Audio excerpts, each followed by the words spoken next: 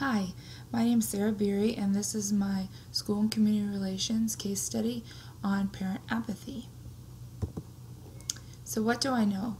Well, I am Miss Rose, a recently graduated assistant principal at JFK School. I'm an advocate of family involvement, which I feel that our school is lacking currently. As of right now, there's no parent organization of PTO or PTA, but there has been a parent organization in the past which has dissolved. The current principal has stated that he is not interested in starting a parent organization and that he has experienced high amounts of apathy in the past, so he's kind of worn out on installing parent engagement. He feels that the feedback he has gotten is that people do not want to be involved, so he doesn't push that to happen. After several attempts by myself and Miss Rose of showing interest in creating family engagement, at first the principal was not receptive, but after a few attempts, the principal has agreed to hold a meeting to assess interests. He did say, though, that he's not interested in a PTO or PTA, merely just an advisory group. At the meeting, 8 parents show up, and the principal and myself are both disheartened by the showing, and the principal suggests that we cancel the meeting and kind of asks me what I think and what we should do, and so that's where we are at this point. So what I need to know? Well, I would like more information about the PTO and PTA in the past. What went wrong? And also what went well. If I can help us learn from our mistakes of where we went wrong and make it better, but also maybe recreate those traditions of things that went well in the past and create some culture and community, I think that would be a good starting point. Is there something that is holding back parents from being involved? Maybe it's the culture of our school that parents are working so hard to make ends meet that they just can't be involved, but they would like to. I want to know what it is that's stopping our parents from being involved. What means have been used to encourage engagement? Have there been any incentives, maybe free tickets to football games, whatever's important in our school community? How can we create interest? What lines of communications have been used to contact parents? I know that we sent a letter to the parents that received the 8 people coming to our meeting, but in what other ways, in times of social medias, can we use that? Is there other ways that we can better contact people? What parents and community members are currently involved and in what capacity? There has to be some parents that are involved. It's just kind of the way that schools work. So can I get in touch with those people, kind of get a feel for what interest there might be?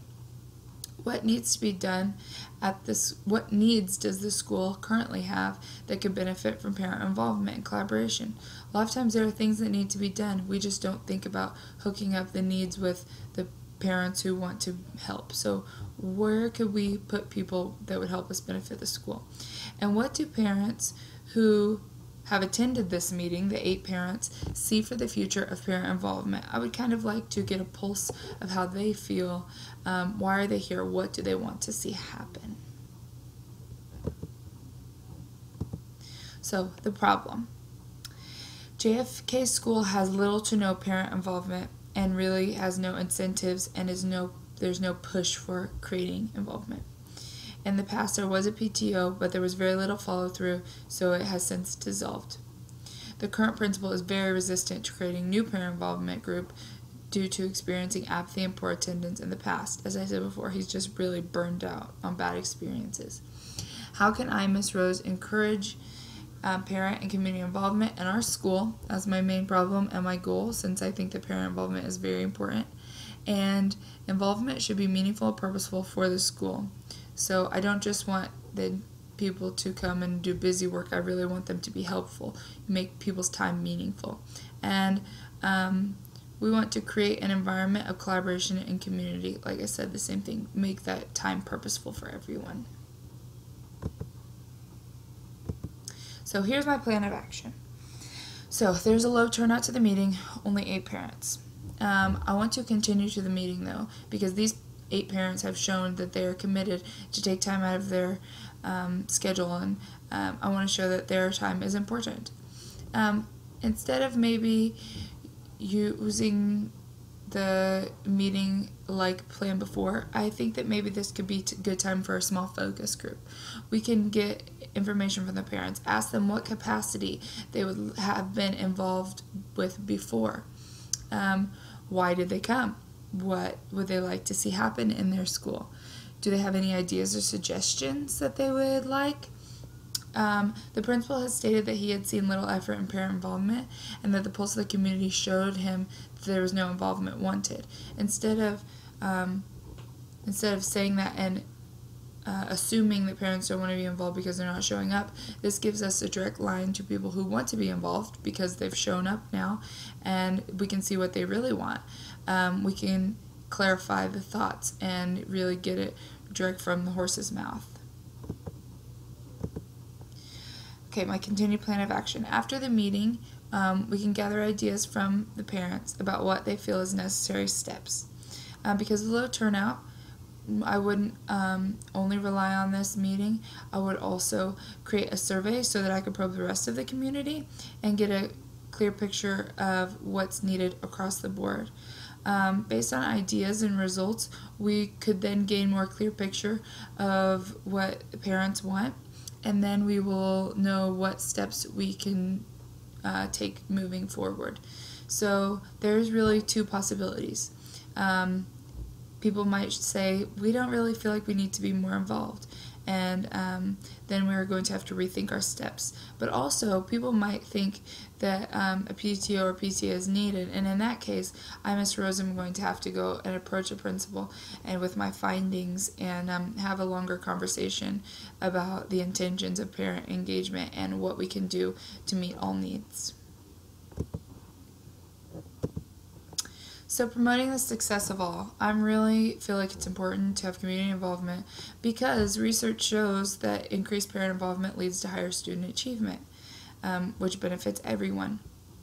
The school needs to work towards increased involvement at any level. It would have been easy to cancel the meeting with the 8 people, but having 8 people is really a great first step. So really supporting all the people that are willing to help. Using our resources available to better the school as a whole. So within those 8 people, maybe somebody has a specialty skill that can really help us promote. Maybe somebody, they're interested in being tutors or big brothers, big sisters. So really just kind of looking into what we have and doing the best with it. And we need to remember that any involvement is good, and the purpose is to increase student achievement and to empower the students, and starting small is okay.